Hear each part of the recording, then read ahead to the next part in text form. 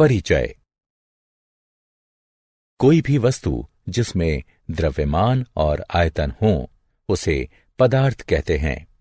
पदार्थ को इस प्रकार भी परिभाषित किया जाता है कि जिस भी वस्तु में जड़त्व हो उसे पदार्थ कहते हैं। सभी ठोस, द्रव और गैसें जिनसे आपके दैनिक जीवन में सामना होता है वो किसी न किसी प्रकार के ठोस हैं। आप जीव विज्ञान में सजीवों के वर्गीकरण से परिचित ही हैं।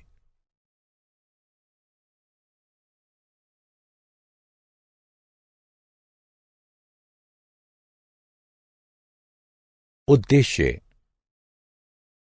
इस पाठ के अंत में आप निम्न करने में सक्षम हो जाएंगे: अवयवों, यौगिकों और मिश्रणों के अंतर को समझना, विलयन के अनुपात जानना, निलंबन और कोलाइट विलयन के बीच अंतर समझना, समांग द्रवों और विषमांग द्रवों को पृथक करने की अवधारणा को समझना, वायु के अवयवों के पृथक्करण को समझना। पदार्थों का वर्गीकरण। पदार्थ एक द्रव्य होता है जिसकी संरचना समान होती है। इसका अर्थ यह हुआ कि पदार्थ चाहे जहां भी पाया जाए वो सदैव समान रहता है। ये सभी पदार्थ हैं क्योंकि आप उन्हें जहां भी पाएंगे उनकी संरचना सदैव समान रहेगी। सभी अवयव और सभी यौगिक पदार्थ कहे जाते हैं। अवयव वे पदार्थ होते हैं जो एक प्रकार के परमाणु से बने होते हैं। इस समय कुल 113 ज्ञात अवयव हैं, जिनमें से ज्यादातर धातुएं हैं। आवर्त सारणी में दिए गए चिन्ह ज्ञात अवयवों को व्यक्त करते हैं। परमाणु भी छोटे कणों से बने होते हैं, लेकिन उन्हें सामान्य रासायनिक तरीके से विभाजित नहीं किया जा सकता। यौगिक और प्रावस्था। यौगिक वे पदार्थ होते हैं जो एक से अधिक प्रकार के परमाणुओं से बने होते हैं, जैसे जल, हाइड्रोजन और ऑक्सीजन परमाणुओं से मिलकर बना होता है। कार्बन डाइऑक्साइड कार्बन और ऑक्सीजन परमाणुओं से मिलकर बनी है। खाने वाला नमक सोडियम और क्लोरीन परमाणु से मिलकर बना है। यौगिक मिश्रण से अलग होते हैं, जिसमें वे रासायनिक रूप से जुड़े होते हैं। अवयवों के विपरीत यौगिकों को सामान्य यौगिक अभिक्रियाओं से अपघटित किया जा सकता है या तोड़ा जा सकता है। प्रावस्था। पदार्थ का वह क्षेत्र जिसका अपना स्वतंत्र गुण धर्म हो उसे प्रावस्था कहते हैं। चॉकलेट बिस्किट के टुकड़े में आटे और चॉकलेट के टुकड़े का गुण धर्म भिन्न होता है, इसलिए वे भिन्न प्रावस्था को व्यक्त करते हैं। शुद्ध स्वर्ण जो कि एक अवयव है, उसमें सिर्फ एक प्रावस्था होती है। इटालियन ड्रेसिंग में कई प्रावस्थाएं होती हैं, जबकि लवण युक्त जल के विलयन में केवल एक प्रावस्था हो सकती है। समांगी पदार्थ और मिश्रण। समांगी पदार्थ। कोई भी पदार्थ जिसमें केवल एक प्रावस्था हो उसे समांगी पदार्थ कहते हैं। हाइड्रोजन जैसे अवयव और चीनी जैसे मिश्रण और लवण जल जैसे विलयन को समांगी माना जाता है, क्योंकि वे एक समान होते हैं। एक सैंपल के सभी क्षेत्र सैंपल के सभी दूसरे क्षेत्रों के समान होते हैं। मिश्रण दो या अधिक पदार्थों से मिलकर बने होते हैं जो भौतिक रूप से जुड़े होते हैं। विशेष मिश्रण अलग अलग सैंपल में भिन्न भिन्न हो सकता है। कुछ मिश्रण इतने अच्छी तरह मिले हुए होते हैं कि उन्हें केवल एक प्रावस्था से बना समांगी माना जाता है। दूसरे मिश्रण जो एक से अधिक प्रावस्था से बने होते हैं उन्हें विषमांगी मिश्रण कहते हैं।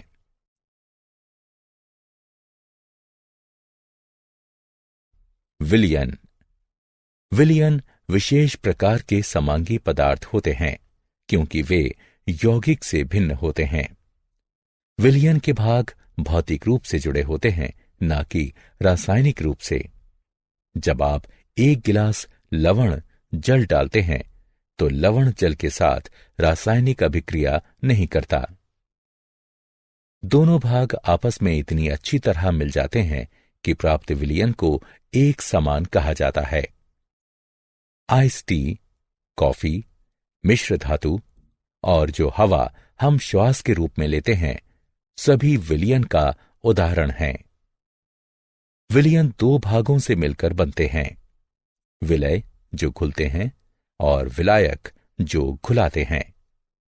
लवण जल में नमक विलय है और जल विलायक है।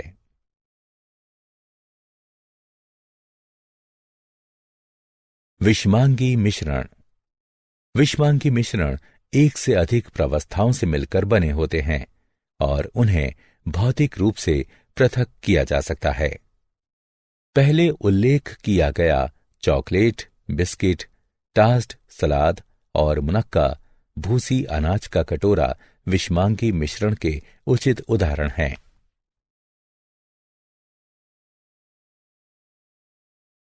अवयव। अवयव एक साधारण पदार्थ होता है जिसे सामान्य रासायनिक तरीकों से और ज्यादा विभाजित नहीं किया जा सकता।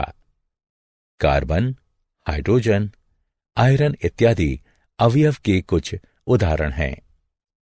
मनुष्य को ज्ञात अवयवों की संख्या 109 है। यूरेनियम सबसे भारी अवयव है और हाइड्रोजन सबसे हल्का अवयव है। प्रत्येक अवयव एक दूसरे से भिन्न होता है क्योंकि प्रत्येक अवयव का एक विशेष प्रकार का परमाणु होता है। यह आकृति एक अवयव ए और दूसरा एक अवयव बी के परमाणुओं को व्यक्त करता है। एक अवयव को इससे छोटे पदार्थों में विभाजित नहीं किया जा सकता क्योंकि परमाणु अविभाज्य होते हैं। जब दो अवयव मिलते हैं तो परमाणु ना तो जन्म लेते हैं ना ही नष्ट होते हैं। अतः प्राप्त पदार्थ का भार मूल अवयवों के द्रव्यमान के बराबर होता है। यदि एक अवयव ए का परमाणु अवयव बी के परमाणु के साथ जुड़ता है तो परिणाम स्वरूप प्राप्त यौगिक अणु में द्रव्यमान का अनुपात समान होता है। अतः यदि ए का एक परमाणु बी के दो परमाणुओं से संयुक्त होता है तो परिणाम स्वरूप प्राप्त अणु में ए और बी 1:2 यानी द्रव्यमान के आधार पर में होंगे, जैसा कि चित्र में दिखाया गया है। एक मिश्रण में हालांकि परमाणु संयुक्त नहीं होते और वे किसी भी अनुपात में हो सकते हैं। यौगिक। यौगिक शुद्ध पदार्थ होते हैं जो दो या अधिक अवयवों के एक निश्चित अनुपात में मिलने से बनते हैं। एक यौगिक में दो या अधिक प्रकार के परमाणु होते हैं जो एक नया अणु बनाने के लिए रासायनिक रूप से संयुक्त होते हैं। जल ऐसे ही शुद्ध यौगिक का उदाहरण है जो हाइड्रोजन और ऑक्सीजन के 2:1 आयतन या 1:8 द्रव्यमान के मिलने से बनता है। हाइड्रोजन और ऑक्सीजन गैस के रूप में उपस्थित अवयव के अणु हैं, लेकिन विशेष स्थिति में हाइड्रोजन के 2 परमाणु को ऑक्सीजन के एक परमाणु से संयुक्त किया जाए तो जल के अणु का निर्माण होता है। अतः जल एक यौगिक है।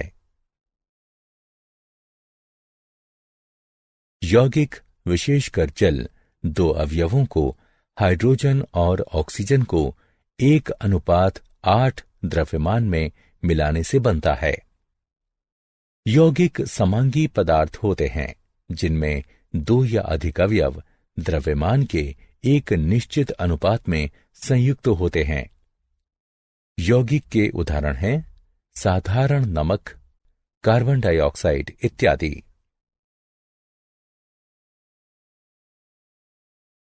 अवयव और यौगिक में विभेद। मिश्रण। जब दो या अधिक अवयव या यौगिक एक साथ मिलाए जाते हैं तो वे अपना निजी गुणधर्म छोड़े बगैर आपस में घुल जाते हैं। इन्हें मिश्रण कहा जाता है। मिश्रण को ऐसे पदार्थ के रूप में परिभाषित किया जा सकता है जो दो या अधिक पदार्थों की भिन्न मात्राओं से मिलकर बने होते हैं। वायु कई गैसों का मिश्रण है।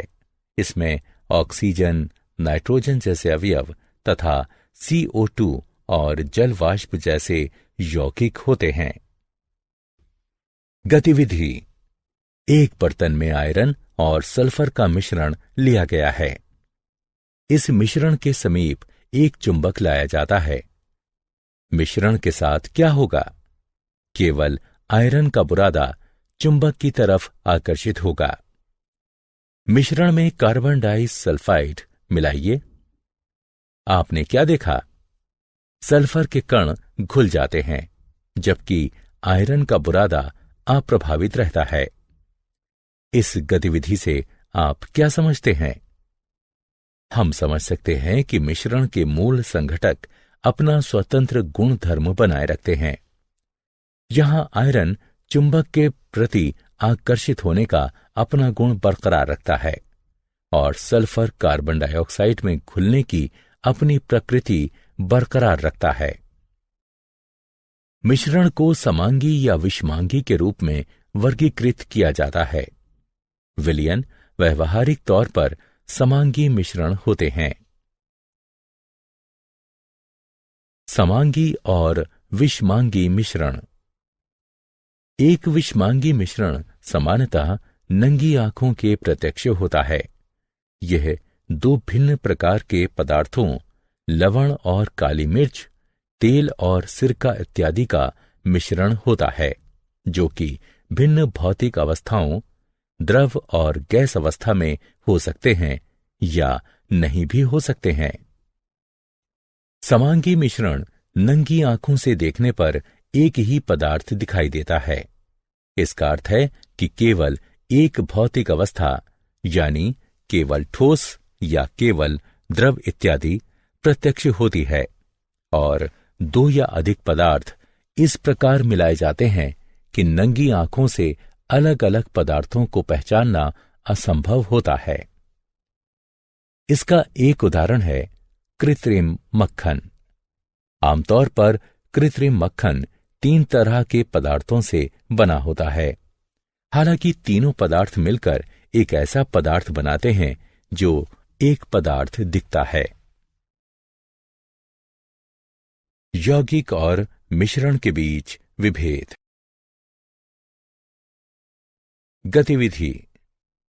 मिश्रण और यौगिक के बीच अंतर का अध्ययन करने के लिए एक चीनी मिट्टी के बर्तन में 56 ग्राम आयरन का बुरादा लीजिए। इसमें 32 ग्राम सल्फर चूर्ण मिलाइए। इन्हें अच्छी तरह से मिलाइए।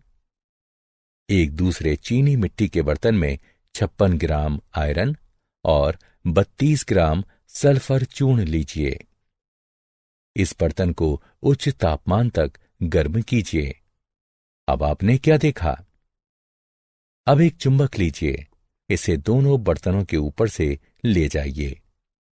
अपने प्रेक्षण को दर्ज कीजिए। जब आयरन का बुरादा और सल्फर चूर्ण को चीनी मिट्टी के बर्तन में लिया जाता है तो वे एक मिश्रण बनाते हैं। आयरन और सल्फर परस्पर मिलते नहीं हैं। आयरन और सल्फर दोनों अपना स्वतंत्र गुण धर्म बनाए रखते हैं। जब हम मिश्रण के समीप एक चुंबक लाते हैं तो आयरन का बुरादा चुंबक के प्रति आकर्षित होता है।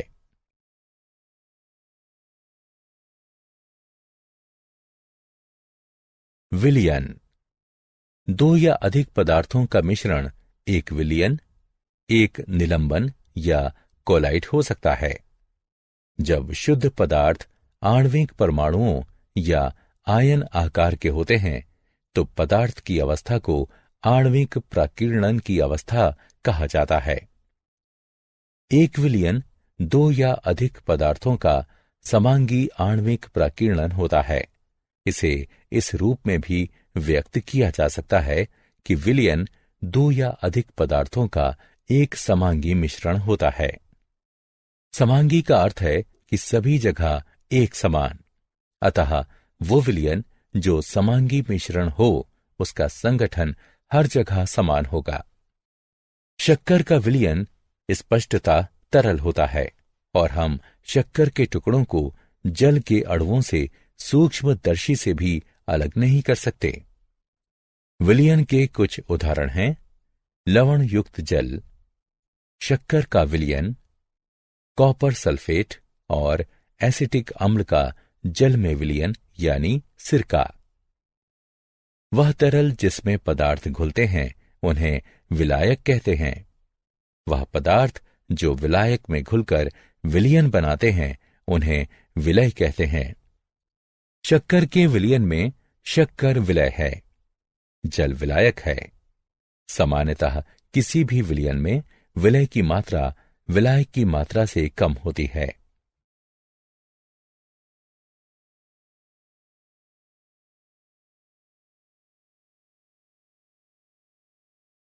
विलयनों के प्रकार। विलयनों को घुले हुए विलय की मात्रा के आधार पर वर्गीकृत किया जा सकता है। असंतृप्त विलयन वह विलयन है जिसमें विलयन का तापमान बढ़ाए बिना और विलय मिलाया जा सकता है। संतृप्त विलयन वह विलयन है जिसमें एक नियत तापमान पर विलय की अधिकतम मात्रा घुल चुकी है। संतृप्त विलयन में घुले हुए और नहीं घुले हुए विलय की मात्रा परस्पर साम्य में होती है। पूर्ण संतृप्त विलयन वह विलयन होता है जिसमें विलय की मात्रा संतृप्त सांद्रता से अधिक होती है।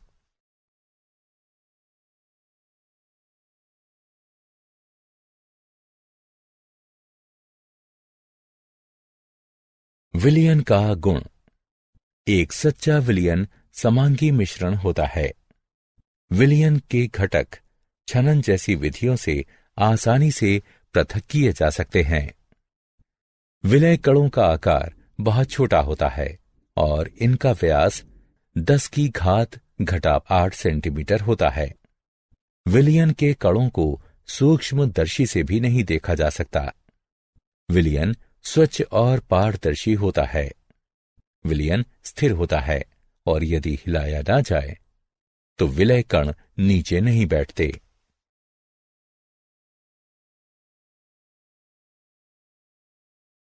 निलंबन। कुछ पदार्थ द्रव में नहीं घुलते।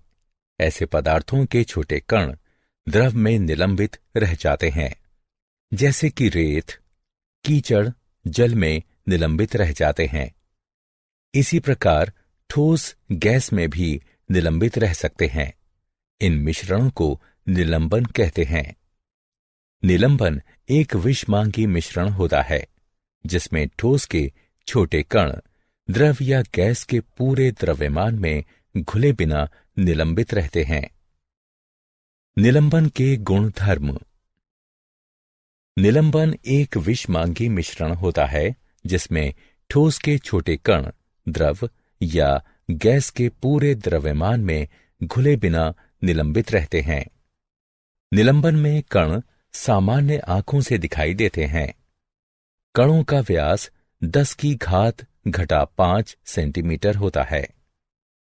विलयन में कणों को द्रव से अलग छान कर किया जा सकता है। स्थिर रखने पर निलंबन के कण नीचे बैठ जाते हैं।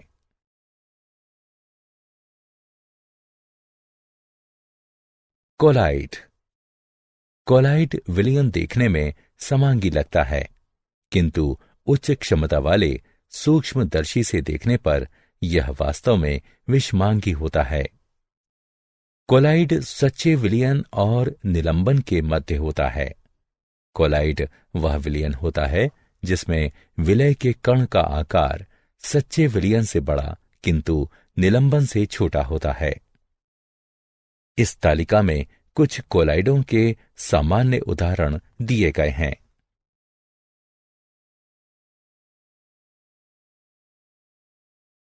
टिंडल प्रभाव। कोलाइड अपने से गुजरने वाले प्रकाश को फैला देता है। इसका अर्थ है कि कोलाइड से होकर गुजरने वाली प्रकाश की किरण दिखती है। यदि अंधेरे कमरे में रखे कोलाइड से प्रकाश की किरण गुजरे तो प्रकाश का पथ कोलाइड कणों द्वारा प्रकाश के फैलाव के कारण देखा जा सकता है। इसी प्रकार का प्रभाव तब भी देखा जा सकता है जब प्रकाश की किरण धूल भरे वायु से होकर गुजरती है। कोलाइड कणों द्वारा प्रकाश के फैलाए जाने की परिघटना को टिंडल प्रभाव कहते हैं। यह प्रभाव सच्चे विलयनों में नहीं दिखाई देता। द्रवों में टिंडल प्रभाव लेजर पॉइंटर की सहायता से आसानी से देखा जा सकता है। यदि आप दूध को इतना पतला करें कि यह लगभग पारदर्शी हो जाए या आपके पास किसी प्रकार का विलयन हो जैसे कि कोलाइडल सिल्वर, तो लेजर की किरण द्रव से गुजरते हुए आसानी से देखी जा सकती है। मिश्रण और दो अमिश्रणीय द्रवों का पृथक्करण। एक मिश्रण के घटकों को पृथक करना। विस्मांगी मिश्रण को सामान्य भौतिक विधि जैसे हाथ से चुनकर, छानकर इत्यादि से पृथक किया जा सकता है, लेकिन मिश्रण के घटकों को अलग करने के लिए विशेष विधियों की आवश्यकता होती है। दो अमिश्रणीय द्रवों का पृथक्करण। दो अमिश्रणीय द्रवों का पृथक्करण कीप द्वारा किया जा सकता है। गतिविधि।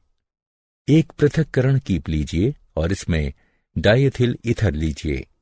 इसे कुछ देर स्थिर छोड़ दीजिए। डाइएथिल ईथर और जल की परत पृथक हो जाती है।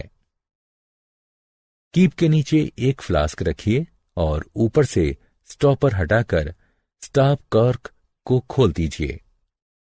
जल की निचली परत को बाहर निकाल दीजिए। जब डाइएथिल ईथर स्टॉप कॉर्क के पास पहुंचे तो पृथक्करण कीप के स्टॉप कॉर्क को बंद कर दीजिए।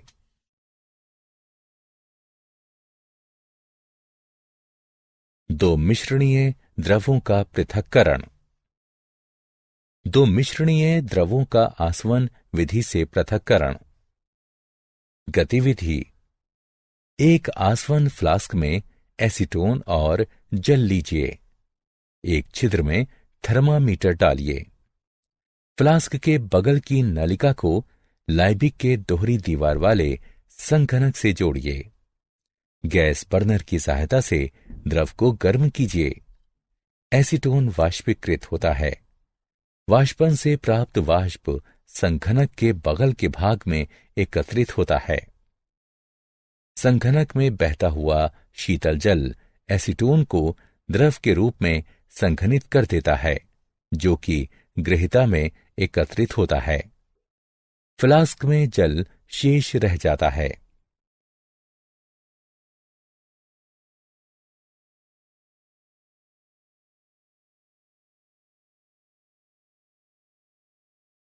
ऊर्ध्वपातन। अमोनियम क्लोराइड, कपूर इत्यादि पदार्थ गर्म करने पर ठोस से सीधे गैसीय अवस्था में परिवर्तित हो जाते हैं। ऐसे पदार्थों के लिए ऊर्ध्वपातन की विधि प्रयोग की जाती है। ऊर्ध्वपातन वह प्रक्रम है जिसमें ठोस सीधे गैसीय अवस्था में परिवर्तित हो जाता है। गतिविधि। एक चीनी बर्तन में रेत और आयोडीन का मिश्रण लीजिए। बर्तन को उल्टे कीप से ढक दीजिए। बर्नर की सहायता से मिश्रण को धीमे धीमे गर्म कीजिए। कीप से आयोडीन वाष्प की बैंगनी रंग की लौ उठती हुई साफ तौर पर देखी जा सकती है। आयोडीन वाष्प कीप में संघनित होकर ठोस रूप में एकत्रित होता है। जब बर्तन के मिश्रण से वाष्प निकलनी बंद हो जाए तो गर्म करना बंद कर दें। शुद्ध आयोडीन क्रिस्टल निकल चुके हैं। ऊर्ध्वपातनीय रेत बर्तन में शेष रह जाती है। आयोडीन ऐसे पदार्थ का सामान्य उदाहरण है जो प्रत्यक्षतः कमरे के तापमान पर धीरे धीरे ऊर्ध्वपातित होता है।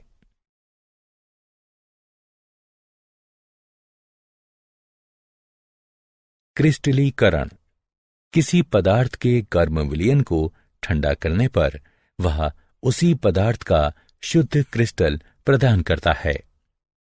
गतिविधि: बीकर में 100 ml पानी लीजिए। तनु सल्फरिक अम्ल की कुछ बूंदें डालकर विलयन को अम्लीकृत कीजिए। पानी को गर्म कीजिए। जब यह उबलना शुरू कर दे तो इसमें कॉपर सल्फेट चूर्ण को धीरे धीरे तब तक मिलाइए जब तक कि संतृप्त विलयन न प्राप्त हो जाए। विलयन को छान लीजिए। इसे ठंडा होने दीजिए। थोड़े समय बाद आप विलयन में कॉपर सल्फेट के नीले रंग के चमकदार क्रिस्टल देख पाएंगे। रासायनिक परिवर्तन: यदि पदार्थ की भौतिक अवस्था में परिवर्तन हो तो इसे रासायनिक परिवर्तन कहते हैं।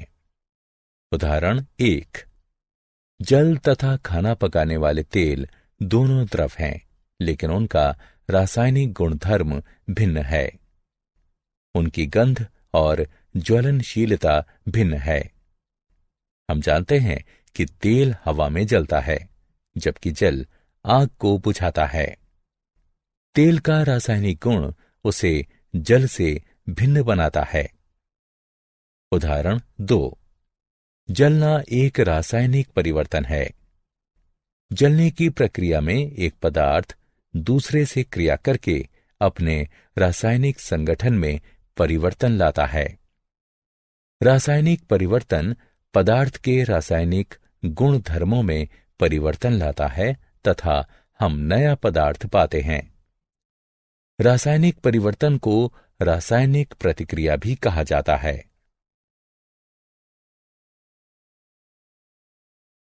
सारांश: आइए हमने जो कुछ सीखा है उसे संक्षेप में दोहराएं। पदार्थ को मुख्यतः अवयव, यौगिक और मिश्रण के रूप में वर्गीकृत किया जाता है। अवयव वे पदार्थ हैं जो केवल एक तरह के परमाणु से बने होते हैं। यौगिक वे पदार्थ हैं जो एक से अधिक प्रकार के परमाणुओं से बने होते हैं। मिश्रण दो या अधिक प्रकार के पदार्थों के भौतिक रूप से मिलने से बनते हैं। एक विलयन दो या अधिक पदार्थों का समांगी आणविक फैलाव होता है। वह द्रव जिसमें पदार्थ घुलता है उसे विलायक कहते हैं। वह पदार्थ जो विलायक में घुलता है उसे विलय कहते हैं। विलयन को असंतृप्त, संतृप्त और पूर्ण संतृप्त के रूप में वर्गीकृत किया जाता है। निलंबन एक विषमांगी मिश्रण होता है जिसमें ठोस के छोटे कण द्रव या गैस के पूरे द्रव्यमान में घुले बगैर निलंबित रूप से विद्यमान रहते हैं। एक कोलाइड सच्चे विलयन और निलंबन के मध्य होता है। कोलाइड एक विलयन होता है जिसमें विलय के कण सच्चे विलयन से बड़े होते हैं, लेकिन निलंबन के कणों से छोटे होते हैं।